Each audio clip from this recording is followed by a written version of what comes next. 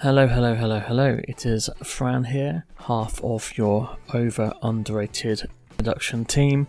I'm just doing a little intro to announce that we're going to be talking about some indie pop bands, Pulp and Spector. You may not have heard of Spector, but I'm pretty sure you've heard of Pulp. We're joined with a special guest, the excellent Helen from Flixwatcher. We have appeared recently on their podcast, so check that out. And yeah, enjoy the episode, and I will hopefully catch you at the end. Welcome to the Underrated podcast with Fran and Babs.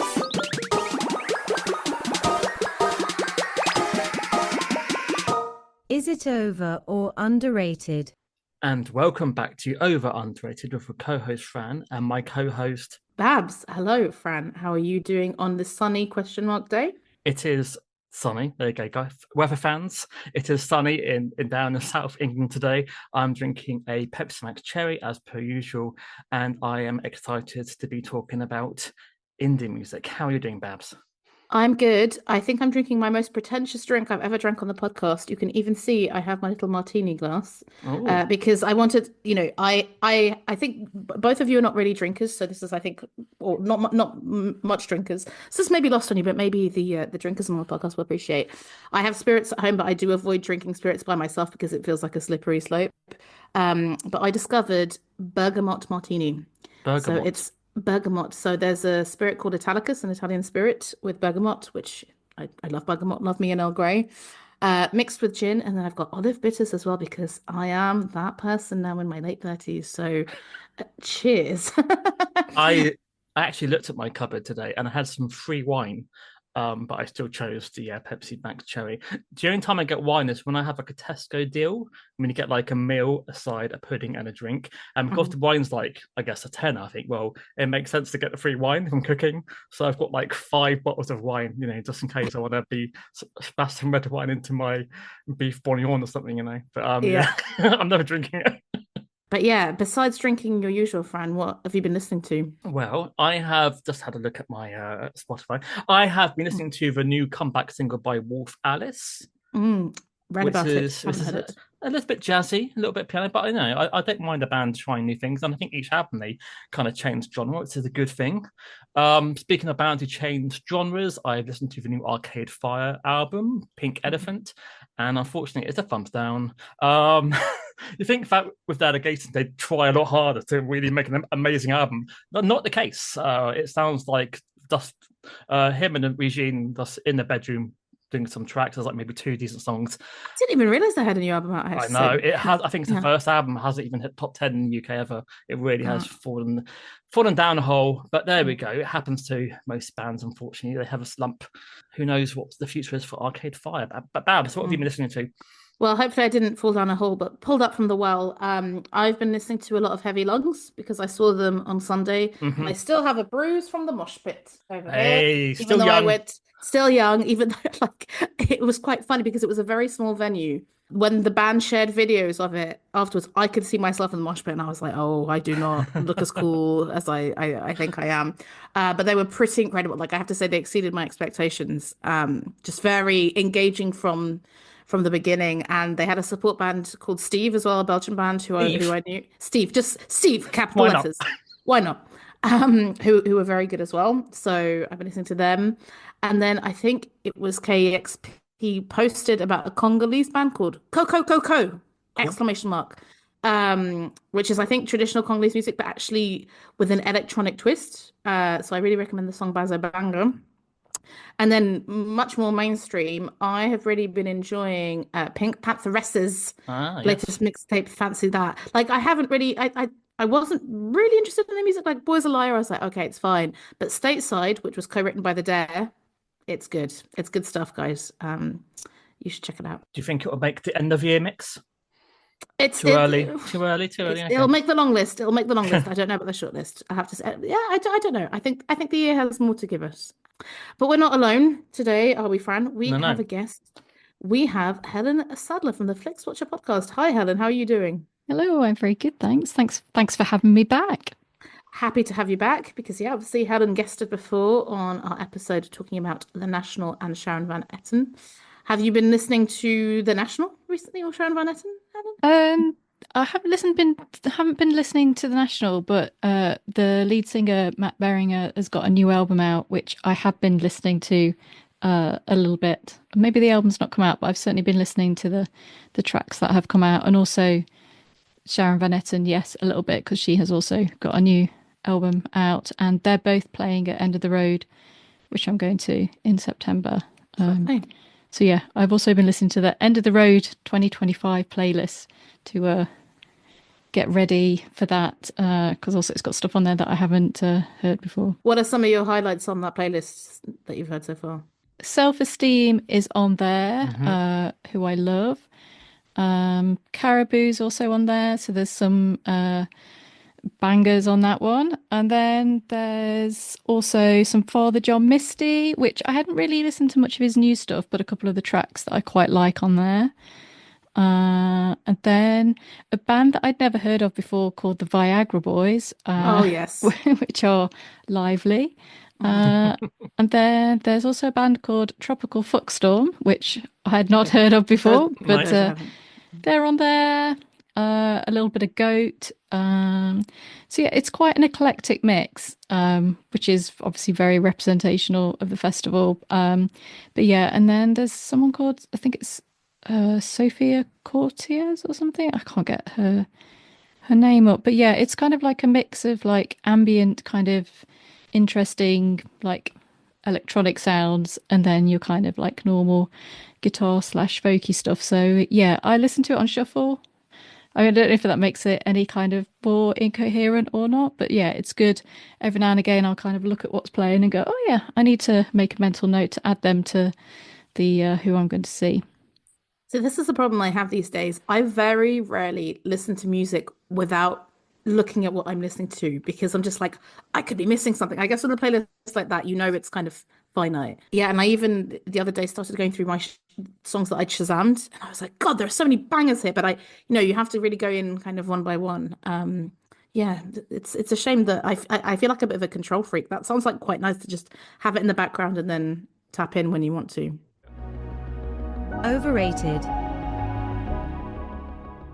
Well, speaking of nostalgia, shall we start with the first band? So yeah, I thought this episode would be indie pop, is what I've termed it, to have a vague theme to link the two bands we're talking about. And yeah, so Fran and I had discussed sort of doing Pulp versus Spector, and then we asked Helen if she would be interested. So that was how it came around. But it was actually Helen who made the playlist for Pulp. So actually, Helen, I don't really know what you think about Pulp. So I'm really curious as to how you feel about Pulp and what your rationale was for making the playlist for today. Yeah, so kind of Pulp are an interesting one. So I'm definitely an indie kid, but with kind of like a rock introduction. So kind of like indie rock is kind of like what I was listening to when I was like 14, 15. And like my first favorite band were Blur, and then maybe Radiohead, and then the Manics, and then Pulp were just kind of there, just there everywhere. And I'd heard Do You Remember the First Time and Babies just kind of like on compilation CDs, and kind of I'd seen Jarvis and the Melody Maker and everything. And then obviously A Different Class came out, and Common People, Disco 2000 were just everywhere. And Jarvis was everywhere, waving his bum at Michael Jackson, wearing his suits in all the magazines, doing interviews, etc. And I kind of had that album, and then I also had a taped version of His and Hers because my friend had it. And you just didn't have any money in those days, so you just like borrow someone's CD and put a tape version. And so I had that. And I didn't actually get to see them live around that time because I think they played the NEC. My friend went and absolutely loved it, but I didn't manage to get a ticket. And then This Is Hardcore kind of came out, and I was a bit like, oh, not sure about that. And basically sort of forgot about Pulp for a very long time. Kind of like dipped in a little bit with some of Jarvis's solo stuff. And then kind of like saw him pop him up in like Wes Anderson's bits here and there. And then it wasn't until like their kind of comeback gigs. When was it, like 2023? I think that was the year they kind of came back that I saw them for the first time. Had a great time. And then obviously they're back this year with some new stuff. So they've come back and they brought a new song as well. So I wouldn't say I'm a huge fan, but His and Hers I really, really liked, and Different Class I know really, really well. And I do really like Jarvis. I think he's really interesting. And I think they're just kind of like one of those bands that just probably wouldn't exist now. Like the whole kind of look and feel, a working class band from Sheffield, they only exist because they had kind of like the doll to support them while they were being a band. Like they didn't make it big in the first time, and they just look like Pulp. They just don't look like any other band. They don't particularly look like pop stars or rock stars. They just kind of look like common people playing their instruments. So I just think they're a really unique band. And in terms of like them, for you to say what does like a British band look like, you'd probably say they probably look a little bit like Pulp. So not a huge fan, but a few of the songs I really, really like. And when I was making this playlist, some of the older tracks just reminded me of being quite young and listening to songs about just basically a lot of shagging, kissing girls and making babies is kind of like the topic for Pulp. So yeah, it was a nice little nostalgia trip back into like 1995 era. Bran, what's your view on Pulp? I agree. I actually don't know. I agree that, I think maybe Weezer and Pulp were the two bands in the 90s to sort of like invent the nerd chic kind of look, I think a lot of bands these days still imitate maybe Jarvis, even the band we're going to talk about next, they allowed, the nerds to think they could be cool a little bit. I guess Blossoms dress a bit like Pulp these days as another northern indie band. But I discovered them pretty similar to Helen. I think I first heard Common People first, and then I bought Different Class on cassette from NBC. And I remember reading along to the lyrics, and it says in the inlay, "Please do not read the lyrics whilst listening to the music." I'm like, oh no! And then I was like, a 15-year-old virgin, so it was a bit, talking about sex, not here, steady on. And panties and things like that. I had to ask Mum, what's a pencil skirt? Of all the things. Don't ask him what a razzmatazz is. I think I always loved the album, apart from I Spy, which is like a big fan of favourite. But as Babs knows, I'm not a big fan of the whispering. So when Jarvis goes whispering, it does kind of destroy it for me. But I saw Pulp when they came back in 2011 at the Isle of Wight Festival, and luckily they had Russell Senior before he vanished again. So I got to see the kind of a 90s lineup. And they played Feeling Called Love. And it was brilliant. He was still doing the moves, the shakes, the whole Jarvis show. I loved it. So unfortunately, I've never seen them do their own gig. So, but I saw an hour of Pulp, which is better than nothing. But I think, they're probably my gateway into Britpop. I think at the time I had on cassette The Great Escape and Different Class. And I remember arguing with people. It was always 95 album versus 94. It was like, for Great Escape versus Park Life. It was Different Class versus His and Hers. It was Coming Up versus Dogma Star. And it was Definitely Maybe versus What Story, Win and Glory. For me, 95 wins. But yeah, I'm a fan of Pulp. They kind of like went into a different direction. And their last album in 2001 was mixed. But I'm excited that they're making a new album called Is It More? And looking forward to hearing new Pulp. Who knew they'd be making music in 2025? Babs? I think I'm a bit younger than both of you. So 95, I was 8 years old, right? So, and it was really interesting because I didn't realize that Different Class was 95. I presumed it was 97, 98 because I'm like, oh, I do remember this, but I thought I would have been a bit more with it. So for me, Pulp, I have to say, have been one of those bands, like one of those categories of British rock that a lot of my friends adore, and I don't really get it. I would put also like Oasis, Libertines, Stone Roses in there, where it's like when Pulp comes on, people go mad, and I'm like it's good, it's good, but like you're going crazy in a way that like I'm not really understanding. Kind of having now listened to the playlist and having a bit of a reevaluation, I'm like, okay, I think a lot of it is down. Yes, they've got good hooks, but the lyrics are really exceptional, and Jarvis Cocker has amazing charisma. So yeah, Common People is just one of those songs that I feel like I've always known, again because it came out when I was 8 and I was living in the UK. And I think my mum got the hits, the greatest hits. Hmm. So that was kind of the only CD that I own. Um, but I have heard that they are meant to be absolutely amazing live. Like a friend of mine here in Brussels went to one of the reunion gigs in 2023 and described it in like granular fine detail.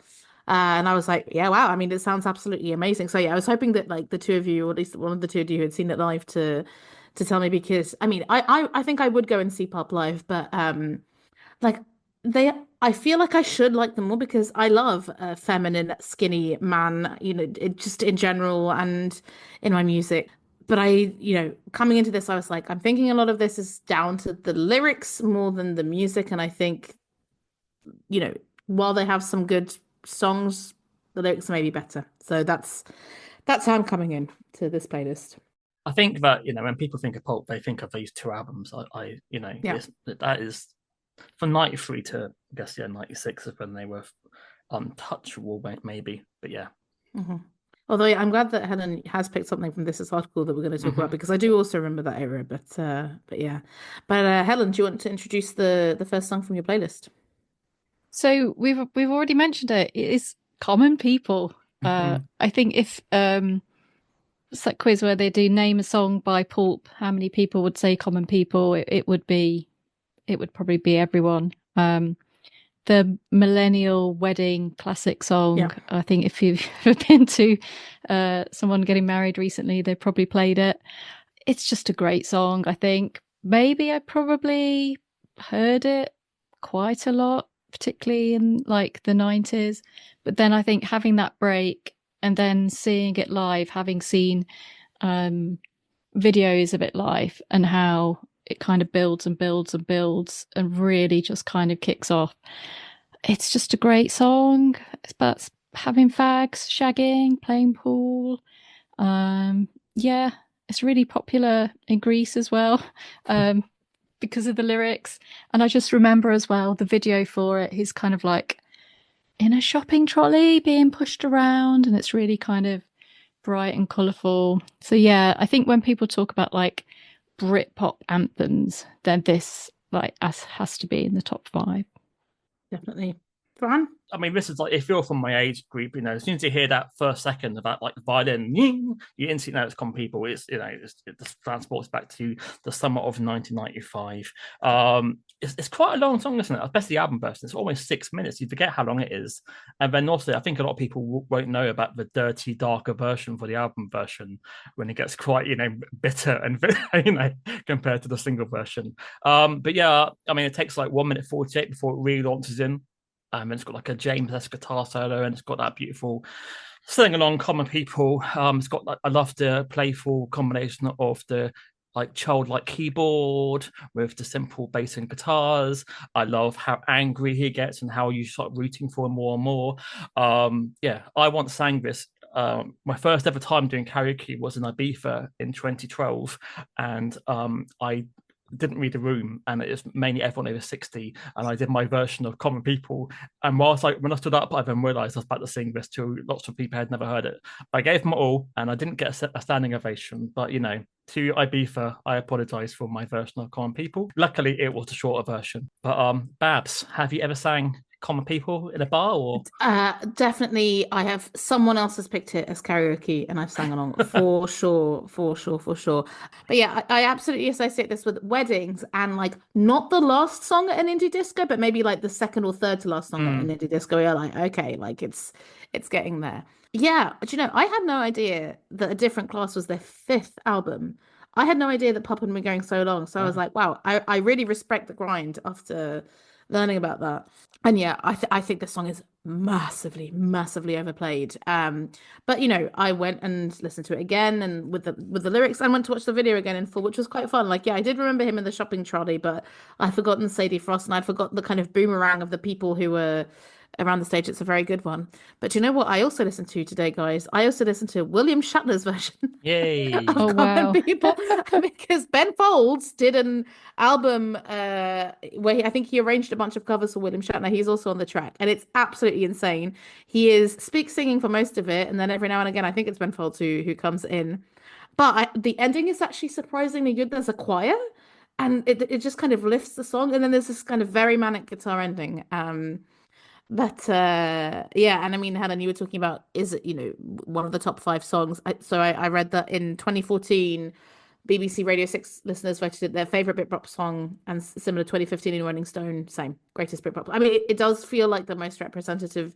I think also just like you have to talk about the class element of it. Like that was the 90s. The 90s felt very like class fluid in a way that I wonder if the UK has ever been the same. And yeah, in my research today, I sent this article to Fran as well. But because I was like, wait, I don't know who Jarvis Cocker's partner is. So he's with this lady called Kim Sion. It was really funny because when I was Googling her, I read an FT interview with her where it was just basically her talking about her favorite things. And the interview had something like, oh, my favorite room is my upstairs living room. And her favorite face cream is a face cream that in 2023 cost 225 quid for 50 milliliters. So I was like, obviously people So change. she's like living the song. She's kind of slumming She it is. with the common people. He ended up with the girl from the song, which is apt. And yeah, I had no idea about him dating Chloe Sevigny for a while, and Chloe Sevigny saying that like the level of fame that he experienced because I think she was with him really like during the height of his fame, made her. I think she said something like, it just made me want to kind of focus on the work and not chase celebrity, which I was like, wow, incredible. So yeah, even though I didn't get much new out of this song, I can always appreciate that the lyrics are amazing, and the way he says "slide out of you," I think that does hit me every time. I watched the doc on the Pulp earlier, Of course you did. and How was it? they asked the rest of the band about Common, and obviously Mark Webber said, yeah, I think we're Common, but I'm not sure Jarvis is Common anymore, but he could be Common. So even they admit that there's no way that Jarvis Cocker is the person he was when he wrote the song. But the rest of the band are so like down to earth and still live in Sheffield, and I didn't realize. Okay, I guess a lot of people wouldn't be able to name another member of Pulp though. I couldn't before today. I mean, I remember when Steve Mackay passed away. Like, I remember seeing it on social media and stuff like that. But I remember when he was on TFI Friday. I remember him saying that do not listen to our first three albums because they're not Pulp. And if you do, it is such a different band. His voice is completely different. It is. I think about 92, they kind of like find their sort of sound with like the sort of like the synths mixed with like the sort of kitsness. But yeah, a lot of Pulp fans seem to love the 80s music. I struggle to. Yeah, to me, it's a different band. So if you get into Pulp, maybe start around 92, maybe I'd say. have you listened to the 80s stuff, Helen? I think maybe I did when after kind of like the sort of internet was around to be able to do it, but I've only ever really enjoyed his and hers. I've never gone any further. It's kind of weird, the whole thing with like Pulp is that it took them so long to kind of find fame, and then they got it, and they got it in such a way that they were like, no, Yeah, we don't want this. This is not what we wanted. We didn't sign up for this. Yeah, and Russell quit, didn't he, for that reason? Russell Senior, the guitar player and violinist, he quit in '97 because he couldn't handle it anymore. Bit of a shame. You're chasing that for like a decade, and you get it. It's like, oh god. I think it's also because of the direction of the music. This is what I uncovered. Yeah, he hated Help to Ages, didn't he? Yeah. Well, Helen, you mentioned that His and Hers is your favorite album, and I think your next track is from there, right? It is, yeah. So I was kind of like a little bit torn between this and Do You Remember the First Time? I mean, they're both about shagging. Like, this is just when you start like really kind of like honing in to a lot of the lyrics of this, it is about that. And I think I went with Babies. Again, it's an indie disco, but I just find it completely surreal that he's got this song, I Want to Take You Home, I Want to Give You Children. And that's that's the song. And about like hiding in wardrobes and misidentifying women in wardrobes and just It's just such a bizarre song, but I think it kind of represents Pulp quite well off His and Hers. Yeah, I mean, if you've never heard it, then listen to it. I think it'll blow your mind. Yeah, I remember I bought on VHS a compilation called Sorted for Films and Videos, which had like all the videos going back to 1991. And I didn't know that Babies had been released in 1992 with a Jarvis Cocker video, which is kind of like quite, cheap as chips. And then they re-released it in 1994 for His and Hers with a remix of it. And the video goes perfectly with the lyrics. If you haven't seen the video, check it out. But yeah, this song's filthy, and he's got an imagination, that young guy. I had never wanted to hide in a wardrobe, listen to these people shag. But there we go. But yeah, interesting how it was written. Like they used to swap instruments just to get a different vibe. And yeah, the drummer Nick Banks, he put the guitar on, and then he started playing the riff of Babies, and that's where the song came from. I absolutely adore the song, and I would probably rank it in my top 50 songs of all time. It's my favorite Pulp song, and you say that common people, you get bored of this. Maybe because Babies has never played on the radio. I've never tired of Babies. I can just do it again and again and again and again. And what is actually, I was going to ask you, because in the UK, I think in the 90s and noughties, they never played common people in like a nightclub. It was always Disco 2000. I guess because it hit straight away. Do you ever hear is it similar in Belgium? The thing is that the problem is that I only started going to clubs in the UK in 2005, so I can't vouch for that. But I think like when I've been to more indie nights in Belgium as well, like I think it would be Common People or Disco 2000. That's the other one. I feel like I would have heard Babies at a more alternative indie disco, or kind of again earlier in the night. Definitely not towards the end of the night. Although looking at the stats, I think they're only really big in the UK and Scandinavia regarding like charts. All their record sales are pretty much in the UK. The fifth city on Spotify, because of course I did look it up, is Santiago in Chile. So the top 5 cities on Spotify are London, Manchester, Dublin, Glasgow, and Santiago. So yeah, I mean I knew the song. I didn't realize it had come out before Common People, because I think all the songs from the mid 90s before This Is Hardcore I just kind of grouped. I hadn't realized how New Order the bass line was, and how much more prominent it was. Like again, when you go and look at the YouTube comments, everyone's talking about it. I do like this song. Like I think because I haven't revisited Pulp that much, I haven't sought it out that much, but I did enjoy revisiting it. But I have to say, I did have to go and look up what the lyrics were, because I was so confused, because looking at the music video with the two sisters, but then he was talking about someone's girlfriend, and I was like, I actually don't know what's happening. But no, it's a boy who fancies a girl and hides in her wardrobe, and then I think, from what I understand, dates someone who looks like her because he's so obsessed with her. But that did lead me to how much of a feminist versus how much of a perv is Jarvis Cocker, and I haven't figured that one out yet. Because I was reading about how I don't know if you guys know this, but his dad kind of left the family when sort of from one day to the next, left the family, left a note, moved to Australia. At one point was a DJ on Triple J. So he was raised by his mum and had a sister. So I read something that was like, yes, kind of like, I know women's points of views. But then you read some of the lyrics and you're like, yeah, but you're still a little grubby little perv, aren't you, Jarvis?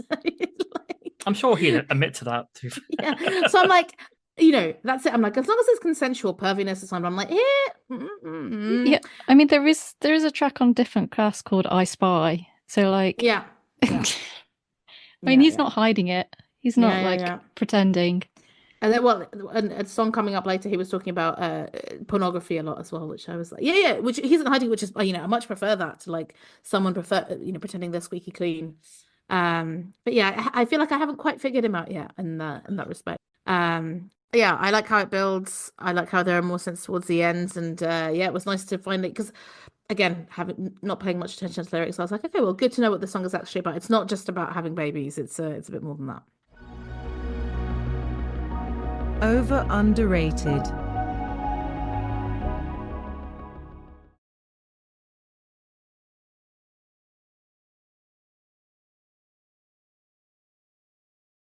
So what's your third pick, Helen? So the third pick is Razzmatazz, which didn't appear on His and Hers. It's on a like a bonus edition. So I'm not quite sure how I got hold of it. Presumably a re-release, possibly, it's on the or best of. maybe It's on hits. It's on hits, yeah.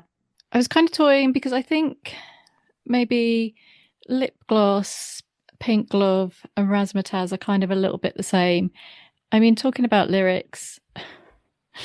So Razzmatazz starts with "The trouble with your brother, he's always sleeping with your mother." So it's Immediately, yeah.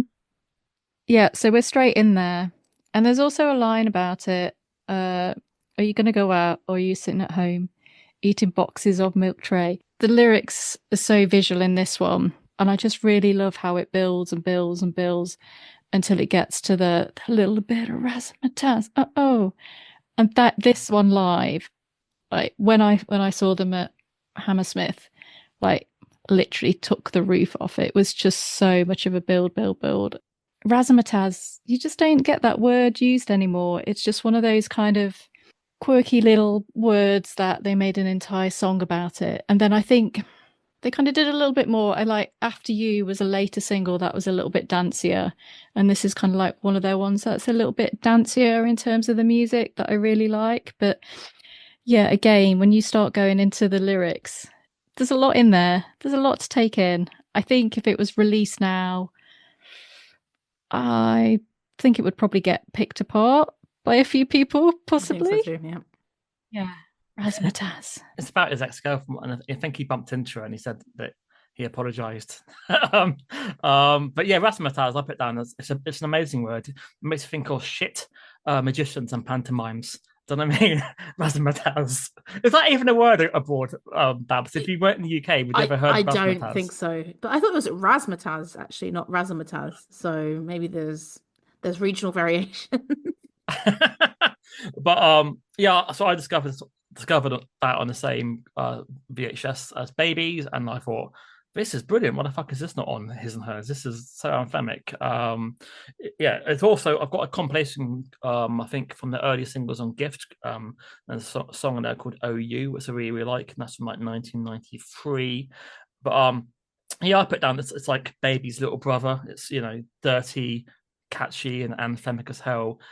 Yeah, I wish I could hear this live. I assume because it's not, not as well known as the other songs. When they do play it live, everyone's like, "Yay!" So they're finding, they're playing Razzmatazz. It goes off. Yeah, it's a fantastic single, and it's sad that a lot of people have not heard it probably. Yeah, including me, even though it's literally track 2 on hits. So I don't know what, like, again, my mum was she might buy a greatest hits album and then listen to the same 5 songs over and over again. Yeah, I'd never heard the song or seen the video.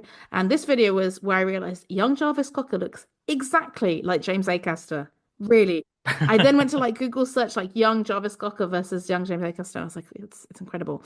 So yeah, when I first listened to it, I was like, okay, sounds like pretty standard poppy Pulp, and I think Fran, you said Baby's his younger brother, but the lyrics, oh my god, they are so brutal. I mean, I did enjoy most of them, because it's so full of spite, but it's that thing again of like the music doesn't really match the lyrics, so it's like a sort of nice surprise. And I did like that Jarvis Cocker himself said, it's the most bitter song we've ever done, but however harsh I am about the people in Razzmatazz, I'm not writing from above their level. I've got a lot of experience of being as sad as them, if not more so. But yeah, the video with the crazy cat lady and him dancing around being Jarvis Cocker in Paris was a bit bizarre, but there we go. I was happy to discover it, but I would say this is a song where I'm like, what does Pulp sound like? I'd be like, yeah, like this. This is what I would expect. Yeah, I think in kind of like reflection, I enjoy listening to this more now than common people. I think just because of like the overplayedness and yeah, there's just something about this one, the kind of like slightly bizarre lyrics with the super jazzy music. But for something completely different, what's your 4th pick, Helen?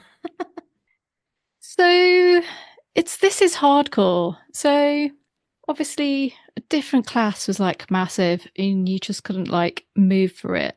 And I remember when This Is Hardcore came out, the first job I had, I worked in a music shop, and I worked in there from about like 1998 until 2002. let's just say the anticipation of it being a seller did not live up. And I think up until I finished, we were still selling the stock that we bought in originally. And I remember selling like the last copy, and we were like, right, that's never Wow. coming back. Britpop died. Yeah, it was such a weird one. I remember Help the Aged coming out, and I was like, I'm not sure about this. It's a bit slow. And then I think by the time This Is Hardcore came out, I was well into the Manics, and completely Pulp were gone. Pulp were dead to me. And then possibly like before I went to see them, had a bit of a greatest hits listen, and I was actually like, oh, This Is Hardcore. What's going on there? Let's dig a little bit deeper. It's just a complete epic. The lyrics are pretty dark, and it's kind of like, I always thought that maybe they'd made this album to deliberately sabotage themselves, and it kind of worked. But then I sort of read a bit more about him, about basically like him hating fame and what it did to him and how he kind of reacted. Because basically he kind of left the UK, went to New York, and it was like a reaction to everything about Different Class and all the fame. And it's just like a really theatrical, very long song. And I think you're writing a over 6 minutes pop song, trying to get in the charts is very ambitious. So I think it's definitely been kind of revisited and replays the whole album. I don't think I'm that much into the album, but I do think it's a really interesting song. And I think if you were to listen to this playlist, having never really heard Pulp, the kind of shift from Common People to this is like, well, they're definitely doing something different. Whether it really worked for them, I'm not sure. But yeah, it's like a Britpop opera track. Yeah, so I remember obviously hearing Help the Aged and thinking, that sounds like Pulp, but something's not right. I guess it's a bit of a swerve. I guess, we're discussing him talking about sex and everything, and to go to a song about, Help the Aged is a swerve somewhat. But I can see why Help the Aged was the first single and not obvious, because Help the Aged is semi Britpop. This is a massive shift. I mean, yeah, I put down this is like a James Bond sleaze, it's interesting song because like it is long and the video is brilliant, but I've never been comfortable with the last 2 minutes. The whole and that goes in there and that goes in there. I keep thinking you could get rid of that and repeat the "This Is Hardcore" with that ding ding ding. That's what Radiohead guitar. That would be a better single. But hey, I'm not going to be able to remix it. But yeah, the album, I think there's a couple of brilliant B-sides which aren't on the album, which would have made it better. But I would probably like maybe 6, 7 songs on the album. It isn't as bad as when I first heard it. You do need to give it quite a few listens. And I think looking back, this probably was the best single from it, because I didn't like Party Hard at all. But yeah, it's not one of their greatest songs, but it makes perfect sense, why it exists. And, you can't keep repeating the same, shagging in a cupboard routine again and again and again. You've got to change direction somewhat. Babs? So yeah, like you both, I remember This Is Hardcore very well. I think because it was 98, right? So it would have been 11. I think the music video kind of freaked me out a little bit from what I remember. So after watching this, I was like, let me go and check in on Help the Aged. I remember, because it was clearly, not your average pop song that was nevertheless commercial, especially at the time. I remember being intrigued by it and being like, oh, I don't hate this. Did I even maybe buy the album off the back of that? And then was just like, oh no, this is not for me. So as far as I know, I hadn't heard This Is Hardcore. I bloody love this. I think this is incredible. I think this is, yeah, like you said, Fran, James Bond. I was like, this is maybe what inspired the Arctic Monkeys shift. It wasn't just Scott Walker. It was also this album, from another Sheffield band. And yeah, I felt it was actually a bit Divine Comedy. I saw as well in the on a YouTube comment, someone said Portishead. It was kind of much more trip hoppy, kind of.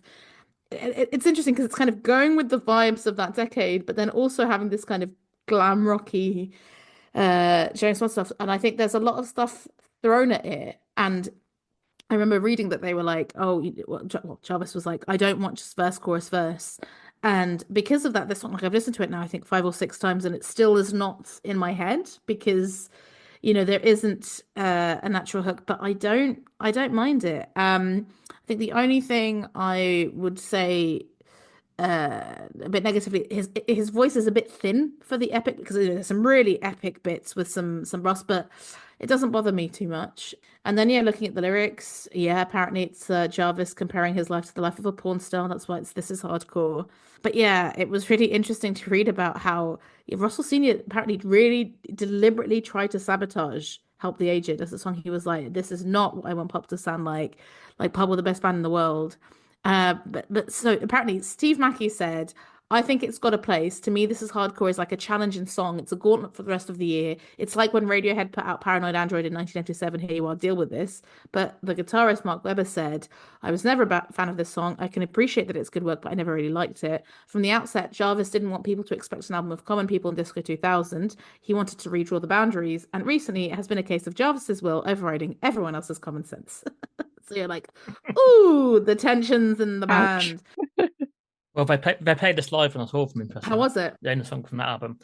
Well, they cut off the last 3 minutes, but and there's no horns. But I remember, I think it sounded probably better live because I guess they've adapted it from the studio quite a bit. But it's interesting because I think that from that album, is it maybe Glory Days probably would have been the most anthemic track, but this was never even a single, which is strange. But this is the thing, like I really don't know beyond the like album tracks. I have zero idea, and even like Sorted for Ease and Wisdom, like I'm sure I've heard that and Misshapes as well, but it's actually not coming to me. It's actually not coming to me what they sound like. I'm really They did a song called Cocaine Socialist, basically aimed at Tony Blair, and then they did a different version of the album called Glory Days. But I think Cocaine Socialist is on it's now on the deluxe version, so give it a listen if you want to get some retro 90s politics for you. That sounds fun. But I have to say this is making it because obviously I listened to this, watched the video, then went off to watch Help the Aged. Help the Aged. It's a good song. Like it's a good song, and the lyrics again are quite funny because I mean that's it. Like even when I was a kid, I got the fact that there was a charity called Help the Aged, and it was taking the piss out of that. And it's meant to be like, oh no, old people are going to be old, but it's like I think there was a reviewer that said that like, this album is like a midlife crisis. Just that is the case. But it actually really made me want to go and listen to it again. Now that I'm probably the age to appreciate it, and it's quite funny when. With Help the Aged, when you went to look at the YouTube comments, it's like, I discovered this at 17 and now I'm 40. It hits differently now. They did a James Bond song. No, I did not know what song. On the same album, like the deluxe version, they did a track for Tomorrow Never Dies, which they got turned down. But their demos on the deluxe version, it's not very good. Okay, so this one's better. Okay. This would have been a better James Bond song. Okay, well, we're coming to the last song. Helen, what decade are we in even for the last pick? So I think you said it, Fran. Like, who'd have thought that Pulp would be releasing new music in 2025? Also, I've kind of seen this release as a bit of a dig at Oasis, who've just kind of like come back to cash in on the tours and not bothered to write anything. But I mean, if you've listened to Six Music in the last like 2 months, then you would have heard this song about 8 times a day because they are literally playing it every second. And I thought I would include it just as kind of like a nice bookend to where we are now with Pulp. I think it's fine. I think it will be nice live. I was a bit confused / disgusted to see I knew you were the video for it celebrating AI, and it's amazing. We're using AI to like bring to life the cutouts from different. No, but aren't they taking a piss out of it? That's why they have lots of fails.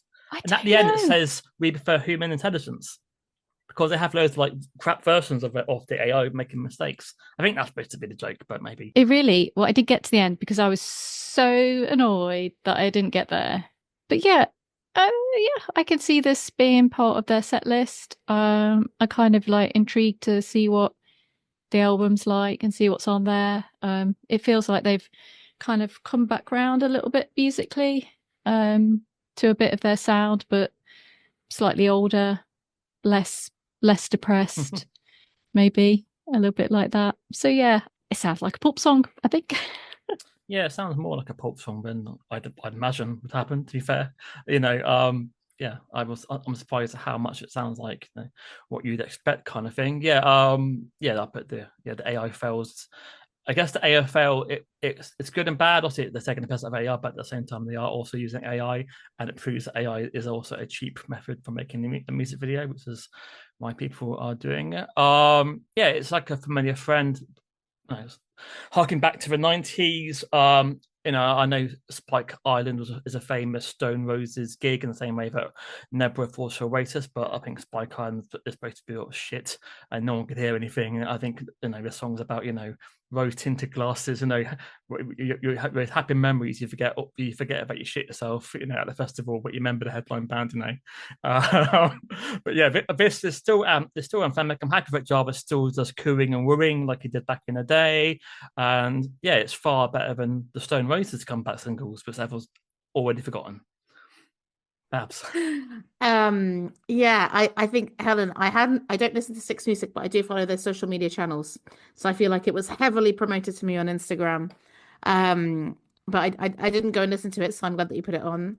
This was a grower for me. I on the first listen, I was like, okay, again, I was like, it sounds like what I imagined pop would be, but on re-listens, I got into it. I quite like the melancholic synth strings. They work well with the guitar. It's produced by James Ford, of Simeon Mobile Disco's produced, so many bands that I'm sure we like.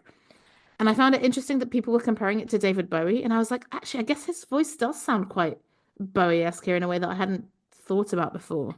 And yeah, I'd also written because I think from following Helen on Instagram, I think she feels very similar to me about AI. And I was like, oh, why? But actually, not just that, like, I find it a bit sad, a bit like with the ABBA avatars of like, why do we have to see a band when they're young, And maybe that's kind of the point. Okay. Like at the end, you see the backs of them and there's more to come. So, maybe this is like the beginning of a story and then you'll see what they actually look like in their 60s. But yeah, just AI looks bad, is bad for the environment. And I was like, come on, guys, like if it's a comeback after 24 years, okay, it's a new technology. But that I wasn't so much of a fan. But yeah, I mean, you've got to hand it to them. Like first album in 24 years, they do not sound like a band that I was as old as they are. So yeah, kudos in that respect. So, I mean, I guess I don't know what the answer is going to be from any of us, but Helen, Pulp, over or underrated? It's really tricky, isn't it? Because I think we definitely agree that some of the tracks are definitely overplayed. I had like a little bit of a kind of read of some of the reviews for This Is Hardcore, and I think the reviews were actually pretty favorable, but it was just the general public that didn't like them. So I think maybe they are possibly a little bit overrated. The songs that I do like, but I don't know their longevity. They're going to be like a Rolling Stones or a David Bowie kind of thing. Their sound is very much of an era in the UK. So yeah, I think probably they're a little bit overrated. Okay, Fran. Well, I guess again, this is country dependent, isn't it? Because obviously in the UK they're big, but in most of the world, people may only know one song by Pulp. I just had a quick look, and what's interesting is like Sway to same era. Sway only gets 680,000 plays a month on Spotify, and Pulp get 2.8 million, which is a lot more for a similar band.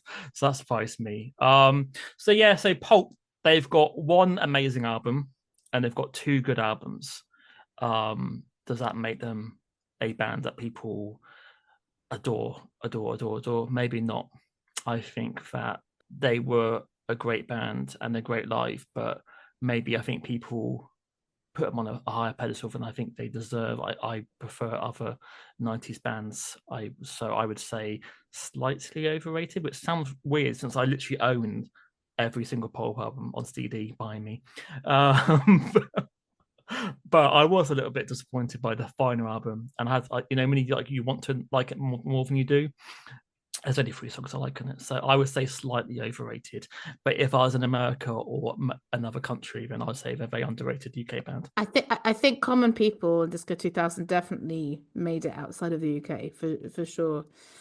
Yeah, for me they're overrated.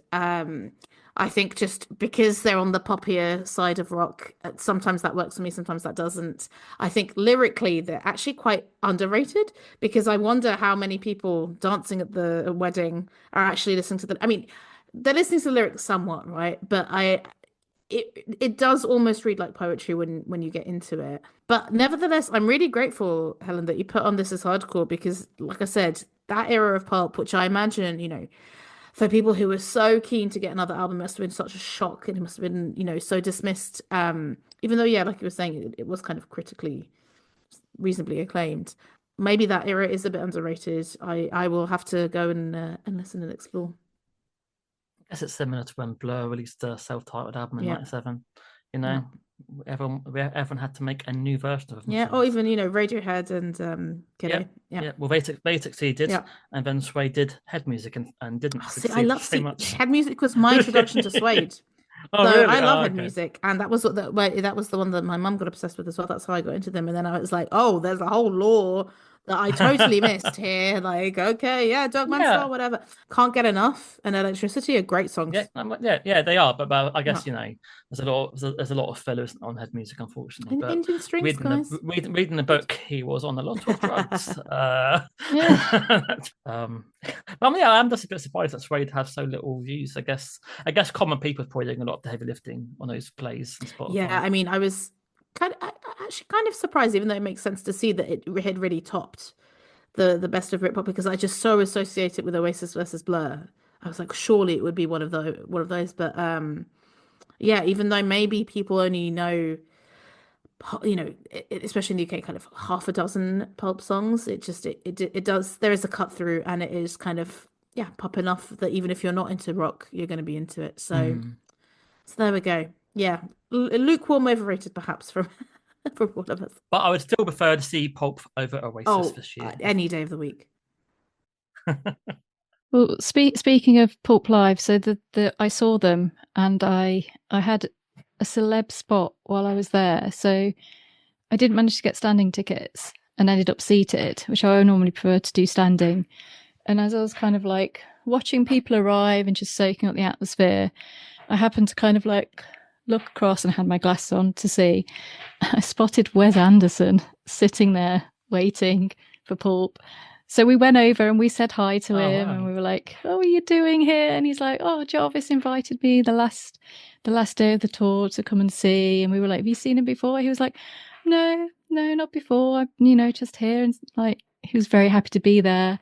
And we got a picture and like said bye, enjoyed the show. And as I was walking past, I was like, my God, that's Tilda Swinton sat next to him. So she was there as well. So I said hi to her and had a little chat. And she was like, yes, we're here to see Jarvis, and had a little photo. And off we went and watched Pulp. So yeah, it was very surreal that obviously Jarvis is good friends with Wes Anderson, has done music with him and in his films and stuff. And yeah, he just invited them along, and there they were sitting upstairs watching Wow. Pulp.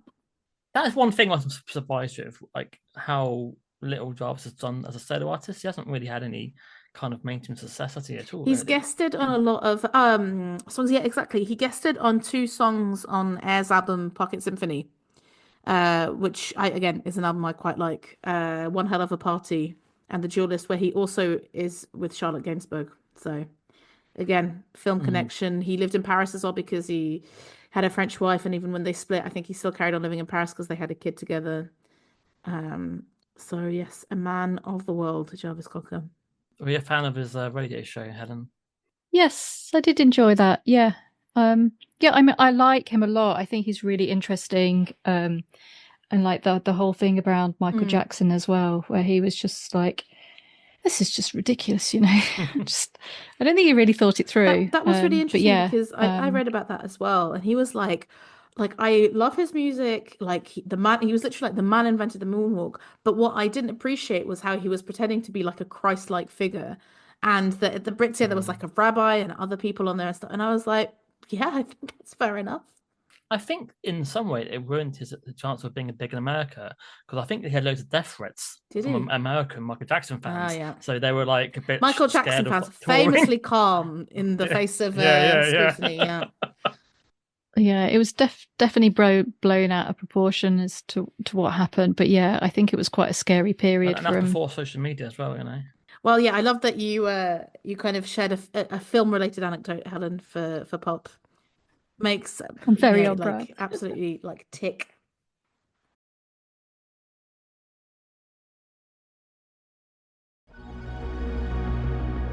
That's the end of part 1.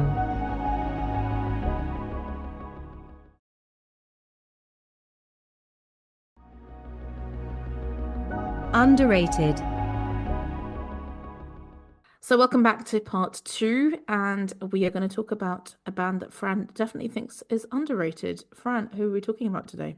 We are talking about the UK band Spector. Spector are a indie band who started out in 2011. The lead singer Fred McPherson, who had been around the scene for a while in 2 other bands, Les Incompetents, who had one semi-hit single, and Ox, Eagle, Lion and Man. And then he took another member from Les Incompetents and formed Spector, which were going to be a new big indie band, the same I guess as the Vaccines. They had a lot of money put behind them. They all looked like they could be top man models.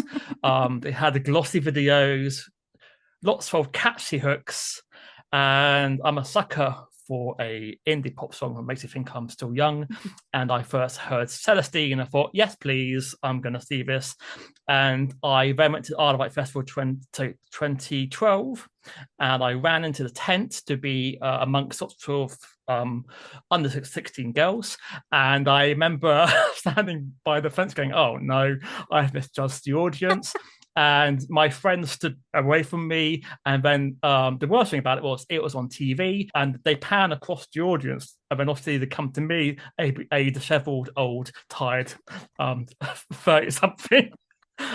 My friends at work saw it on TV and took the piss out of me because it looked like the pedo uncle at the gig.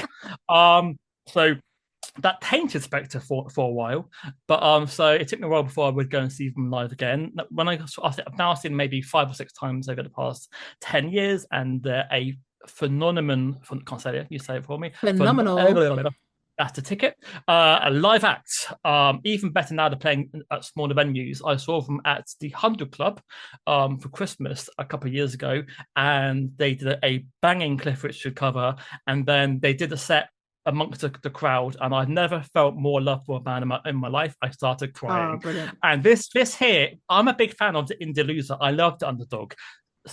I don't know why, in some crazy world, the Vaccines became one of the biggest indie bands of that decade, and Spector had one chance of being playing the Dolphins in the past 10 years, because I think they're very similar. They've got great hooks. I think Fred's a better lyricist. He's more self-depreciating. So I'm always trying to big up Spector because, looking at the stats, barely anyone knows them. And I'm happy that they keep continue playing, since they get no support from the radio or anything at all. But I know that Babs hates melodic indie rock. So I was trying to find, for the love of God, someone who may like them to come on. So I have no idea from Helen, but Helen's laughing, so maybe she hates them to death as well. But it's hard. I think with Spector, I need a longer playlist, because I kept thinking, what do I do here? Because do I play the 5 most catchy songs to try and catch them, or do I? Because obviously, when you do these things, you probably maybe hear the song 2 or 3 times, and you probably need to listen to the album. So I'm doomed by only having a 5-track playlist. So basically, I chose a song per album, which I think is fair enough. And then, I guess we will find out what you guys think. But the only saving grace is that Fred was in Charlie XCX video for Boys. Yes, I'd forgotten that. Yes. Because I remember you being surprised when we did Charlie XCX that he was in it. And he also sang on the Sugar Babes comeback album. Wow. Because Dev Hines is the friend and producer, and he produced although they weren't called the Sugar Babes back then, they're called Mathieu Keisha Siobhan. Yeah. Yep. So here we go. So Babs, I assumed you've never heard of Spector. Not until you brought them to my attention, because I feel like in the the sections where we talk about like what music are we listening to, Spector came up very often, has come up very often on the podcast. Kind of looking into them, like I had heard of Ox, Eagle, Lion, Man. Definitely, I hadn't heard of Les Incompetents, but I couldn't tell you what kind of music it was. I would have guessed like, so they've been going since like the tens, if I remember correctly, right? And I think if I had to think about what universe I would have put Ox, Eagle, Lion, Man, it would have been in like, let's say, unflatteringly, like landfill indie kind of era. But not knowing, as in I don't know what their songs are, I don't know what they sound like. I don't even know a song by Ox. Yeah, I feel like it's something I read about probably in the NME in the late 2000s is what I was thinking. So, and I was like, there's probably no point in me doing too much research about them because Fran will know everything, and we've got a guest as well. So I was just like, I know that they're a band Fran like. I know that he's reluctant to share them with you perhaps. And yeah, I having listened to the playlist now, I imagine that this isn't a million miles away from the kind of stuff you like, Helen.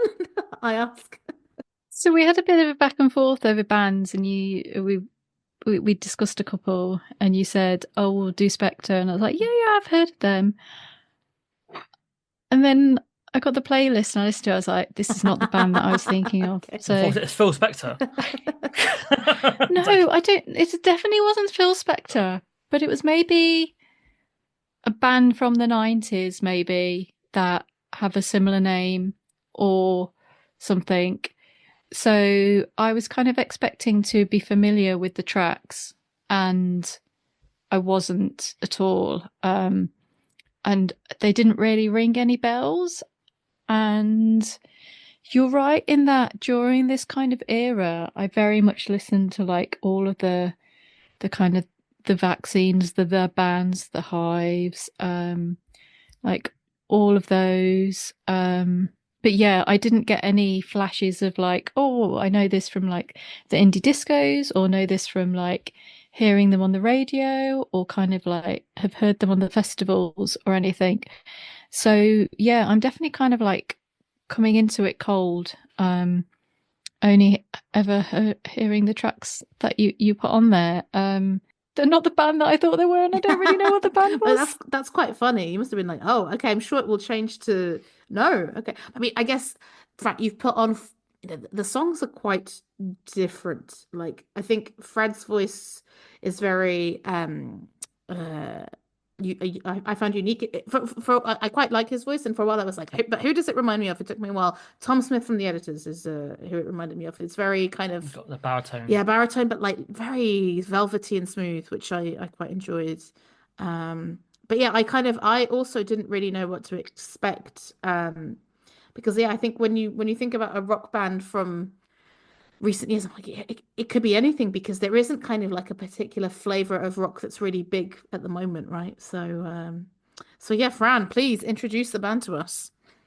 First track I have is Untitled in D. I don't know why it's called it. I assume it because it was in D. This is from 2018. This is they released 2 albums, and then they released EPs, which now they've kind of turned into an album, but really they're all standalone EPs.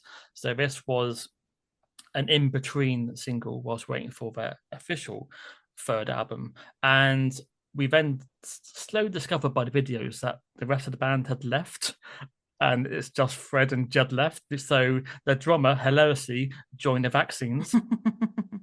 The band that they could have been, maybe. But I think they're quite. I think Fred's a bit of a face in London. I think he's friends with a lot of people, which explains the Charlie XCX thing. He used to be on MTV Rocks. He used to appear in like with Zane Lowe doing interviews and stuff, even before Spector were a thing. So yeah, and he now says that he works with young musicians, but I don't know what he does really. And he says at the moment it's weird because like when he's back in the day, the label only cared about Facebook likes. How quickly things change. And now it's and with less incompetence, it's MySpace, and now it's TikTok. And he keeps telling people, do not care about social media because in 5 years' time it will be completely different. So that's his main advice to himself going forward. But back to the single. So Untitled and D. It's a change in direction. I guess there's less Simpson before.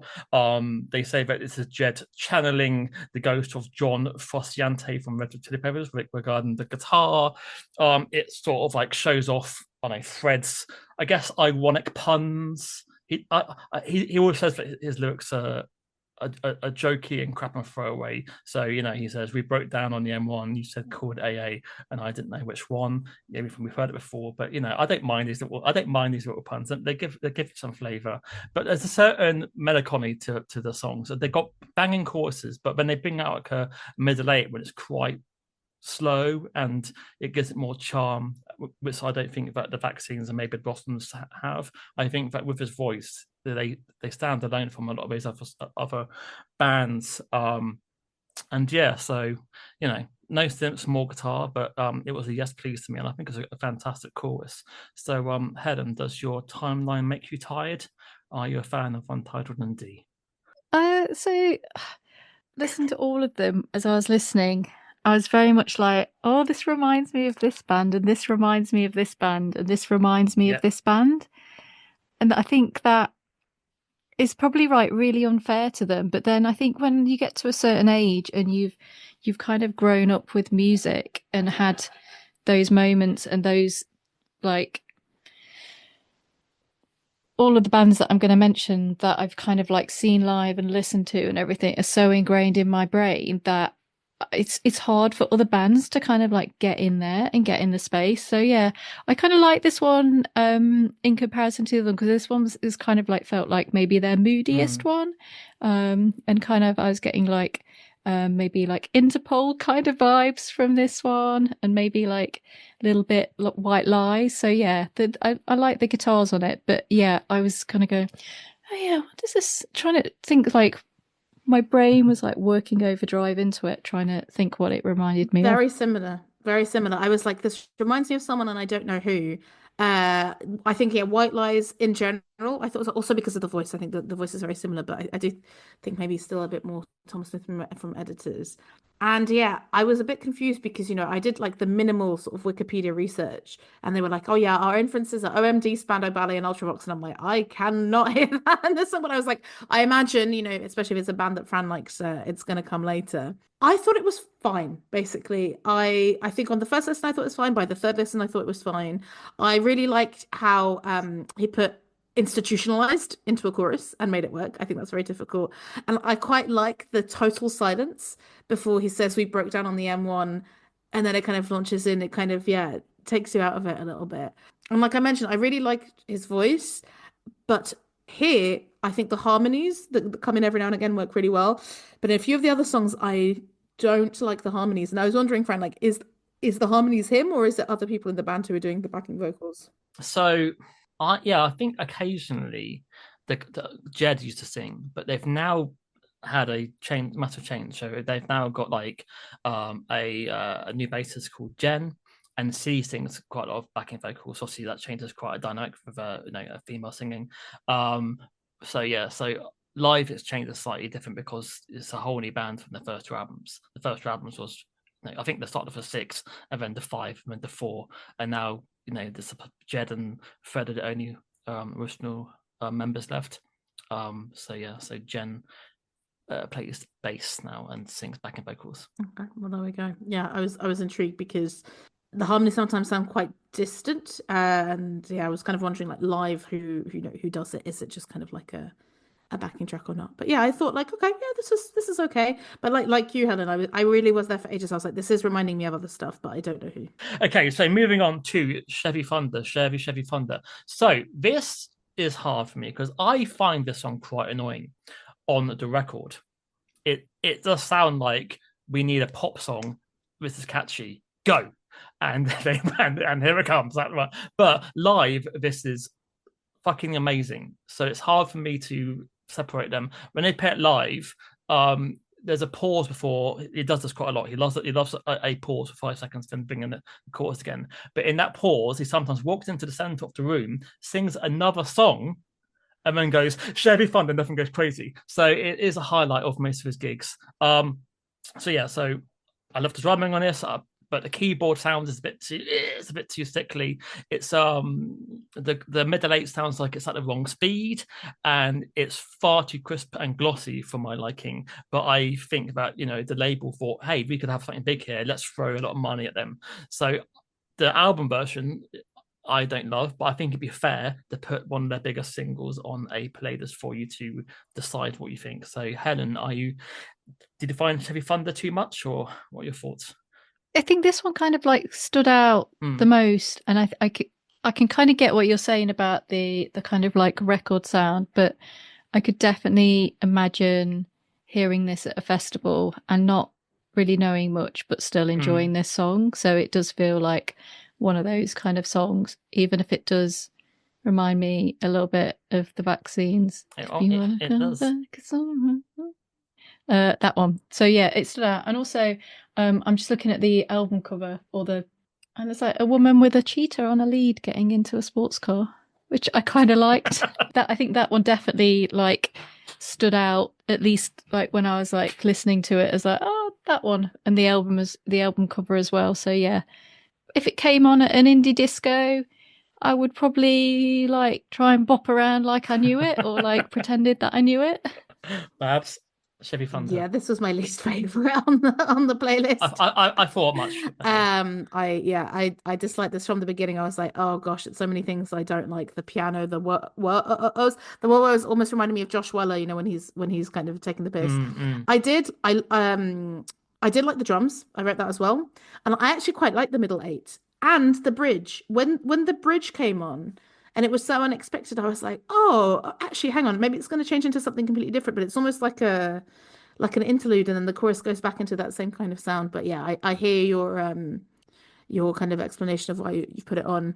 The music video is really weird, right? Because I started watching and I was like, okay, yeah, actually, because it is kind of like British Americana, like yes, we've seen this before. But then they go to Mexico and then they're like hanging out with some drug dealers and stuff, and then it kind of breaks the fourth wall because they're not really drug dealers. But it felt, I don't know, it felt very like sort of exoticizing the Mexican people. I was a bit like, this is a little bit weird. Like I didn't enjoy that, even though I could kind of see the originality. But it did feel a bit like, I don't know how posh they are, but it did feel a bit like, ooh, posh boys going to the dangerous drug mules kind of thing. I think that he's a son of a Tory MP. Oh, Conservative councillor, right? So yeah, he's not like he definitely isn't a common people kind of guy. But yeah, their music videos are fucking terrible. Yeah. To be fair, like some of them just look like holiday videos. Like what's happening here? Yeah. Okay, so we're going to Driving Home for Halloween. Like not many bands do songs about Halloween. Duran Duran just released an entire Halloween album. That's what I thought of as well, yeah. So yeah, obviously it's a pun on the Chris Rea Driving Home for Christmas. But yeah, again, song about life, death, love in a time on Find My Friends apps. He says it's the Goosebumps books were if the Goosebumps books were romance novels, this is what they would sound like. It's hooky, and the hook, it sounds like a guitar. It's actually Jen doing a vocal. Oh wow. When it hit live, I was like, oh, fuck me, I was expecting a guitar, but when she does it live, I was like, okay, wow, impressive stuff. But yeah, I love the feedback. I love the almost rapped verse. This is kind of different than usual, and I think the chorus is glorious. It became an instant earworm. And if you have some time, guys, check out the Instagram for this time, because their videos on Instagram, their reels were fucking brilliant. I don't know why they didn't make them into that actual music video, but there we go. So Driving Home for Halloween.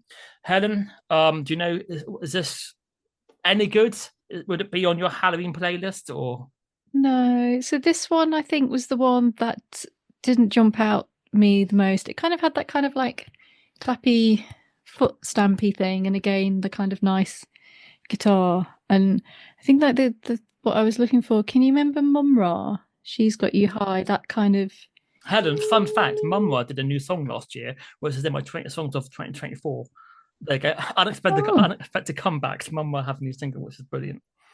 That they're still going is just incredibly surprising. I think something about this kind of like era is that there was just so many bands. Like I honestly don't know how we managed to listen to them all. And I think this is kind of like how much you really, really love this band, and yet I never come across them as just kind of like of how much music, how much guitar music there was around at this time. This is past the indie land.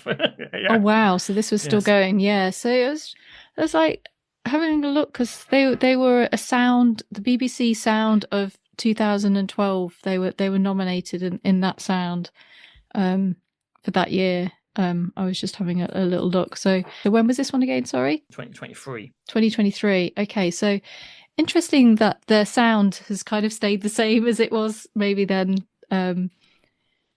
throughout the years, and still kind of, I'd still never heard of them. It's very strange. Yeah, I'm not sure. I don't think the title matches with the music. I was kind of expecting some Halloween sounds. Yeah, and it's far too obvious to have some woos and boos. Yeah, like some creepy, like woo. So yeah, I was a bit confused listening to it, if I'm honest. Sorry. Well, I was a bit confused as well, but for different reasons. Because when the song started, I thought, oh, this is like the country song. Like the beginning of the song that sounds, I was like expecting some foot stamping or some and it just didn't go in that direction at all. I didn't mind the direction that it went in. I really love the drums. And I quite like the "and I know you get upset" melody line in the chorus. So I probably liked it a bit more than Untitled Indie, because Untitled Indie I think I was a bit indifferent to. But yeah, I think not for the title, but actually from the beginning, it confused me. I think sometimes, the bands that I don't know so well on here, and I wonder if it is because, like you were saying, Fran, if you just need more listens. I sometimes, I'm like, oh, I like the bridge but not the chorus, or like, oh, I don't know like how it's put together. And I think Spector are one of those bands where I'm just like, it doesn't always make sense to me, the directions that they go in. And sometimes I can get on board. I was just saying how much I love This Is Hardcore, and Jesus Christ, kind of how many directions does that go in? But yeah, with that one, I definitely was confused, but I wasn't upset. He was saying I was upset. I wasn't upset. Over underrated. All right, so catch you on the way back in 2021 with the first single from the official third album. Again, this is when it was just the two of them, so they've lost their synth player, which is why it's more guitar focused. I guess it's a little bit more spiky. Fred says this is a 160 BPM Bon Voyage. It's more of a drinking song than a thinking song. It's high energy, pessimistic lyric.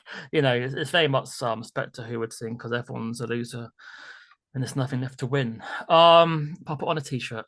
So this is fantastic live. Not as good maybe on the record, but it's still quite catchy. Helen? Yeah, so this one is very Vaccines. This is me like singing the Vaccines over it. Again, I think I could definitely hear this one live and probably enjoy it a little bit more on the record. It's kind of interesting that obviously I didn't realize that it was only the two members of the band that kind of put this together, and I think it does kind of like maybe not have that fuller kind of song sound that some of the other tracks have. So I think when they're more of a full band, then they probably all kind of bring something a bit together to make it sound a bit more less like the Vaccines. I'm sorry. That's perfectly fine as it's expected. Babs? So yeah, this is another song that again I like bits of. So when it started, I was like, oh, this is much more like it. And it is guitar, but there are synths there. So I was like, finally, the synths that I was promised are here. And so it started and I was into it, but every time the guitar riff, the in the background stopped and the song slowed down, I lost interest completely. I thought the catchy on the way back in totally makes the song lose momentum. And then it comes back and like, okay, we're back. And then, and again, sometimes you have songs with different sections and it kind of works. With this one, yeah, I didn't hate it, but I just found it uneven. And again, I listened to it 3 times, I think. Maybe needs a few more listens. And if you say, Fran, it's one where live it's better. I mean, if you have a fast and slow, if you know that this song's coming up and you know that you can kind of like take the foot off the pedal to then come back in for the more kind of thumpy bits, I'm sure it's very good. And 2, this is the fans' favourites. All the Sad Young Men 2015, Zane Lowe's hottest record in the world. Oh. Yeah, what promise Zane Lowe had for Spector. So yeah, they said when they're recording it, they thought this is Arcade Fire on a bad day or Snow Patrol on a medium day. They don't know. They don't know if it ever lived up to what they wanted to do. But yeah, I guess, this is the most 80s sounding track. It's the most synth pop track. I guess it's their big anthem. They always finish the set with this track, and it goes on for far longer. The live version is better because it repeats the middle 8, which gives it more thump. I missed the days for the 12-inch single. I'd love to have a 12-inch version of this track. Looking at the YouTube comments, someone says, I heard this in H&M and I fell in love. And I was like, oh, how apt. It's a brilliant track. I always found it, is it corny when he mentions hold my hand? I wouldn't hold your hand, but I don't know. But yeah, I think it's a brilliant single that sadly not many people apart from Zane has actually heard. Helen? So I really like this one. I think this one was definitely my favorite. I think it's probably like the 80s synthy sound. Again, a little bit like White Lies editor-ish, but yeah, no, I like this one. Like the title, sad in the title, gloomy, a little bit 80s, kind of appeals to me. So yeah, and I think I could, again, one of the ones that I think I could probably enjoy live. So yeah, definitely kind of like your playlist is kind of like built and ends on a good banger. Alex, would you enjoy listening to this in H&M? Yes. If you were or other close. Well, yeah. But H&M, maybe it's a bit gloomy for H&M. I think I'd want something a bit. Are H&M bad these days? Well, yes, sustainability perspective. I mean, they all are. But no.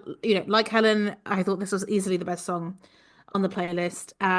Even though, yeah, the first time I listened to it, I was like, oh, when he started singing and he was a bit low, I was like, but then when it got to that first proper chorus, I was really on board. The synth drums are fantastic. And it was really one where, like, with every listen, I really enjoyed it more and more and more. And yeah, I think, again, like Helen, I'm like, yeah, all the Sad Young Men, I was like, oh yeah, this song is from 2015, and yet, my gosh, does it feel ever relevant? The beautiful girls and the sad young men. So yeah, I was really I was surprised that not more songs on this playlist sounded like this. Not just, from knowing your music taste, Fran, but from, them saying their influences at the beginning. So is it like this album sounds more like this? Or so I mean, this album has like lots of like synth pop on it, but yeah, no, it's hard me doing these things because I can't have 5 tracks on the same album kind of really. So, and also and with you, I think, okay, well, Babs likes a bit more guitar sometimes, so it's a lose sometimes. These 5-track playlists trying to, but yeah. So there's the second album. I think it's a sound of a band who have a lot of ideas but no focus. They're trying too many different things. So this is probably the only track that sounds like this. Isn't like I agree, the White Lies sort of like the 80s sort of thing, but they've got a couple of synth pop tracks which is kind of different, but they do have a couple more of these tracks in their back catalogue if you wanted to listen to some more Spector. But I assume you may just never want to. No, but I was going to say, Fran, what are those tracks? Because if Helen and I are enjoying it, our listeners might enjoy it as well. So if you like all the Sad Young Men, what would you recommend as a chaser? Although, have you seen the videos of this? The videos are fucking are awful. The videos are really bad. Because this is when they're still on a major label, so God knows what's happening. It's like their friend found an old video camera down the back of the sofa and they put the footage on there. Also, yeah, I forgot to mention this, but in the previous song, Catch You on the Way Back, it's such a kind of high, like, let's say, very ADHD video, and I can say that.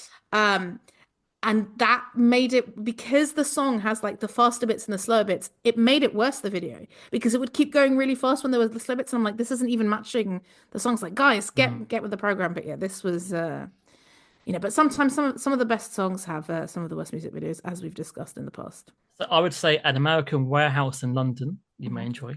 I would recommend Bad Boyfriend. I would recommend All the World is Changing. And No One Knows Better for further listening, guys. There we go. I mean, they have some good titles. Another pun title from Fred. Yeah, I think YouTube was recommending to me like Something about Friday night, like not Friday night's right for dancing, but something along those lines. That music video is horrible. But it looks seriously watch it, and it's just them like just posing like this a while, going. Ding. It's I like, mean, oh they are God. very attractive, like top man models, like you say, which Mm. you know, never bad thing. Well, he said he's very he's very honest. He said that when he was forming the band, he on purpose chose good-looking members Oh because he wow. says that. I Okay, it's know not he just the admits girl to it bands, because okay. no, he said he knows how shallow the music industry was, Wow. and he says I'm like a geek. I need to I need to have good members around me. I mean, because it's men, I kind of respect that. I'm like, yeah, for once, give us some eye candy. Yeah, I'm still thinking about the attractive men from that accompanied Tame Impala on that music video that I talked about as well. Yeah, Oh, it does really? make. I haven't forgotten them. I haven't forgotten them. So we asked the question. So, Helen, Spector, are they underrated or overrated or somewhere in between? It's a tricky one because I think for them, I haven't really heard them rated other than from you and the band that I had in my head that The mystery band. clearly wasn't them. Was it Sleeper or something? Yeah. And it's kind of weird. Like, I was thinking, like, of those bands that I've kind of referenced, like, the Vaccines, the White Lies, the Editors. I kind of like listened to them when they were around, but I don't really listen to them now.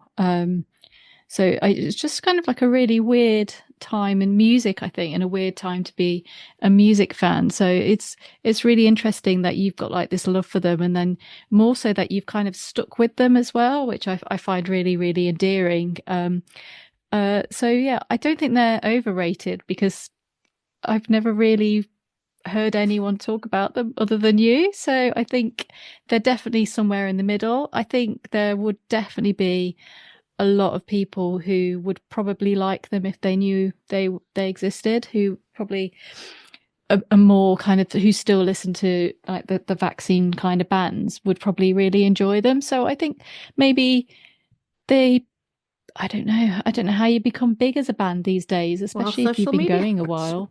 And playing indie music is not a good thing either. This is it, isn't it? The kind of they kind of came around when guitar was But Charlie king. XX And guy said that rock music is going to come back soon. So, So, Helen, do you have a band that you know that no one really likes, and because of that, you tend to sort of like them a little bit more? Like I buy their physical albums just because I don't feel sorry for them, but because they have so little push on anything, I feel like I have to keep them going. Do you have a band like that? You feel like I need to give them more of my time, or I'm not really sure. I mean, I don't really buy that many albums. Like the last album I bought was the New Manics album. For that reason, they were like super keen to get a number one. I was like, you know what? I'll buy your album to get you some sales. But they're not like a small band. They don't really need it.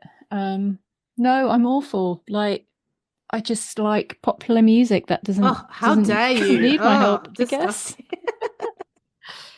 Or just bands that have just been around forever. I'm trying to think if there's like a new band. Like I'll discover something that I've never heard before and go, oh, this is new music. And then I'm like, you're on album number 3.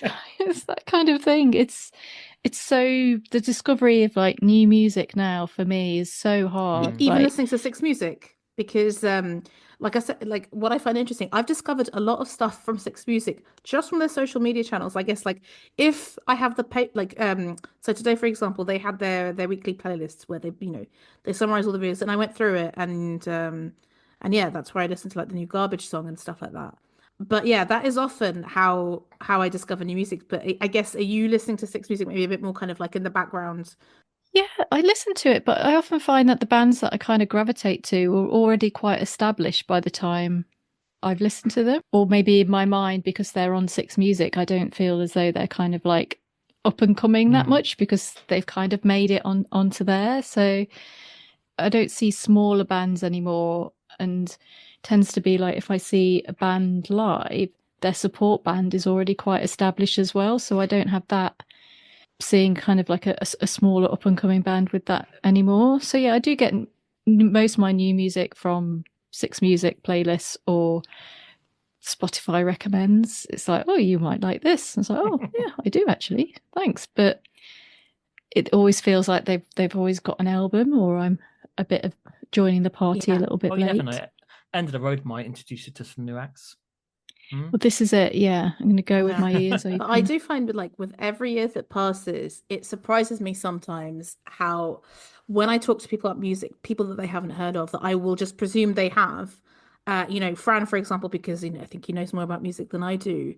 But I think, for example, I do discover, I think, quite a lot of new music by following LGBT plus like media outlets. So I'll be like, oh, not Chapel Roan, but like I don't know, someone else in like who was like her a few years ago, and Fran will be like, who, what? And I'm like, oh, I would have absolutely thought that you would have heard of it. And I think vice versa probably with me as well, right, Fran? Like you'll mention bands to me that I have no idea about.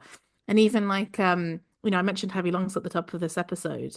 So Heavy Lungs, they're friends with Idols. So Idols have a song called Danny Nadelko, and that's who the song is about. I was talking to a friend, like actually the friend who I'm going to Wide Awake Festival with, and I was like, for sure she will have heard of Heavy Lungs because we have very similar music tastes. She's a bit younger than me, but we have very similar music tastes, and she hadn't heard it, and I was like, wow, like, but like in any other time and place, like if you liked Idols, and Idols are actually a much more mainstream rock band than a lot of others, you would have absolutely heard of Heavy Lungs as well. And I was like, oh yeah, even and yeah, Fran, I'll throw this in for you. I didn't realize, but Fern Brady is wearing a Heavy Lungs t-shirt in one of the Taskmaster episodes, the one where there's the sabotage task. And I was like, oh yeah, I should have heard of them before as well. It's interesting. I know who they are now. You said Idols. I'm like, oh, that does ring a bell now. Yeah, but that's the thing, isn't it? Like, you were talking about all the band. If you listen to one of the bands, you at least knew them all, even if you didn't like them all equally. But these days, I think everything is so hyper targeted. I mean, and I'm looking at my saved tracks, and it's kind of like it's such a mishmash now, especially because I'm not just into rock as much. I'm like, yeah, well, I've got Pulp, I've got some random rapper from some random video on Instagram. I've got the Congolese band, I've got a Brazilian song, Pink Pantheress, Utah Saints from '91 that I'd forgotten about. So it's just Utah Saints, Utah something is going to happen. A Korean electronic band, like it's all over the place, and it's like it isn't like so little of that is from only Pulper from people recommending it to me, right? It's all the internet basically. But to kind of after going off on that tangent, I think Spector are rated, I would say, because I think they only have 72,000 monthly listeners, which is not very many at all.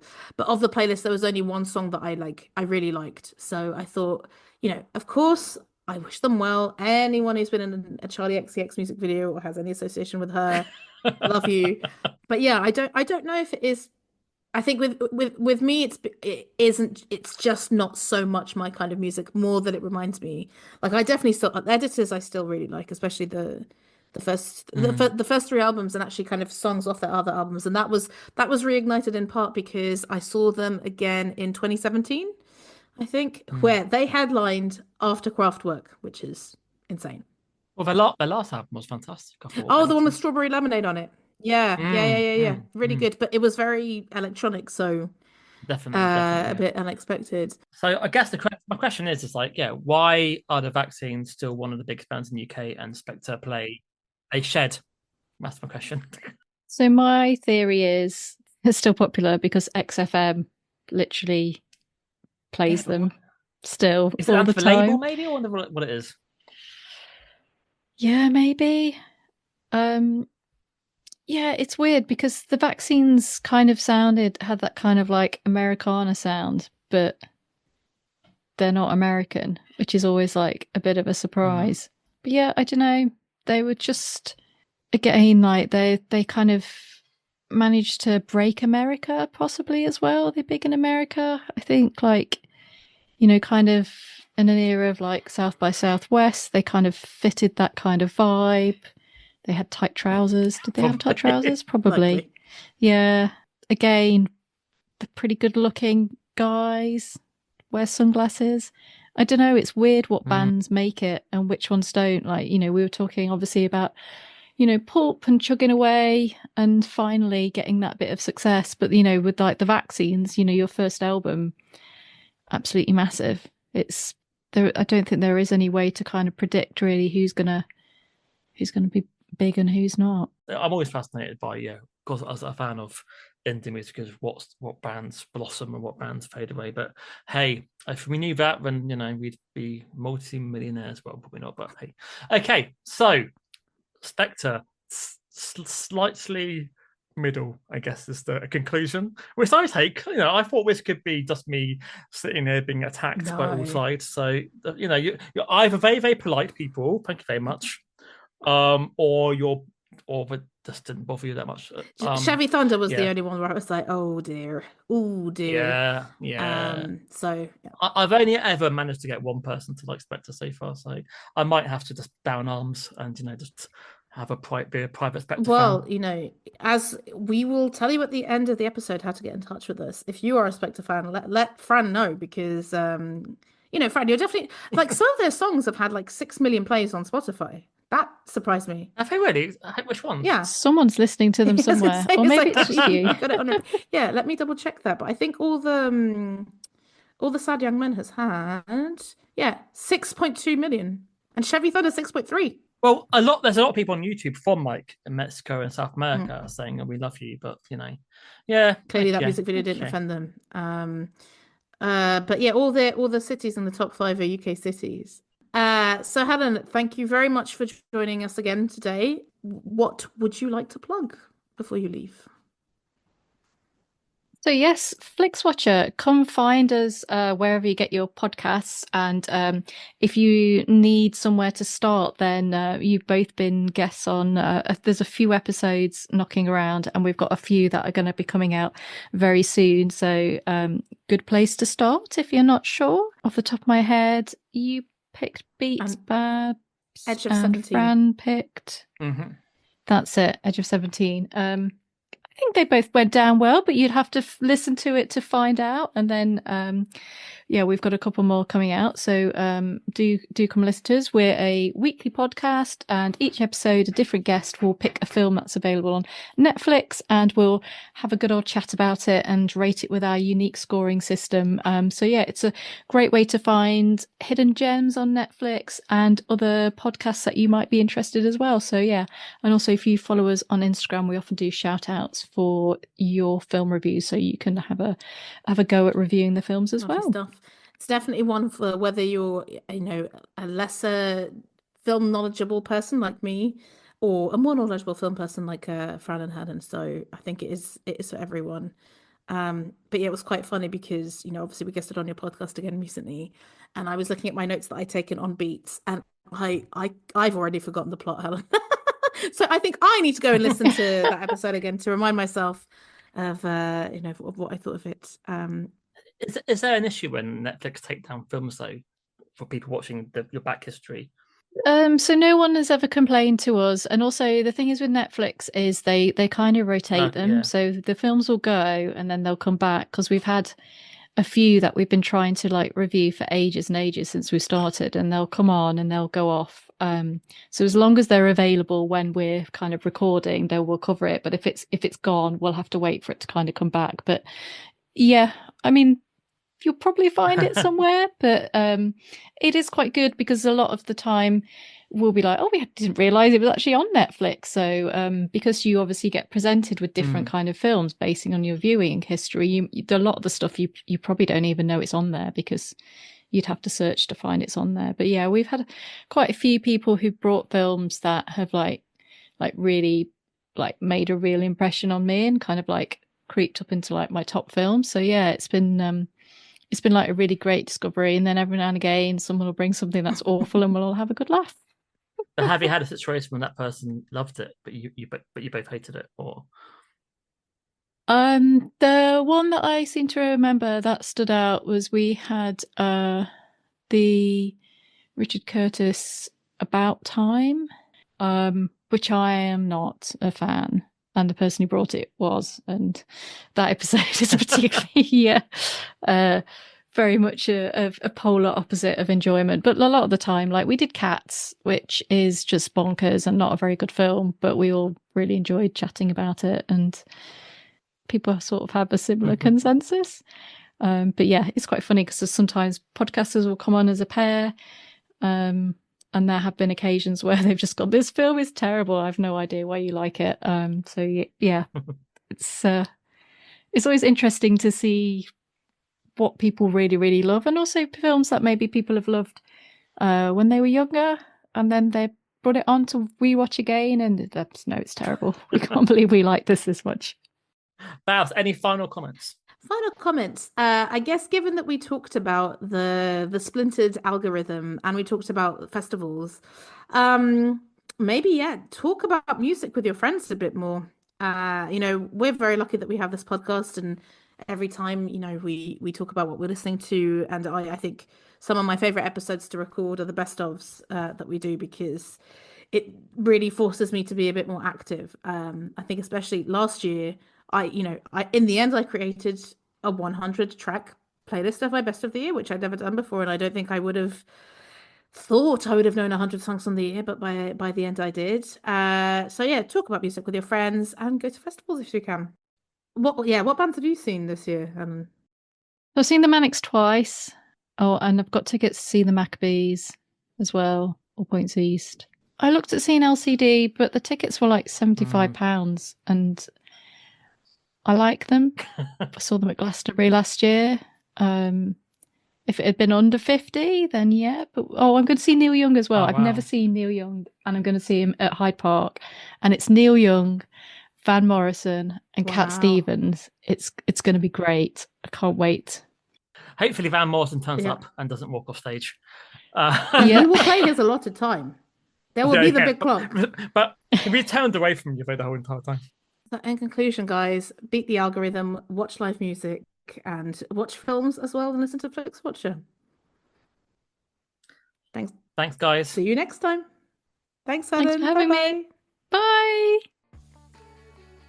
Thank you for listening to another episode. I hope you enjoyed it, and I hope you are going to go away and do some further listening. Pulp have a new album out this week, so let us know your thoughts on our socials. But what are your socials, Fran? Well, we are Over Underrated Music Pod on Instagram, OU Music Pod on B-Sky, and you can give us an email at overunderatedmusicpod@gmail.com. So get in touch with any of the Pulp chat, or you can discuss any of the other episodes. Please subscribe, tell your friends and all that jazz, and keep watching the bands. Goodbye.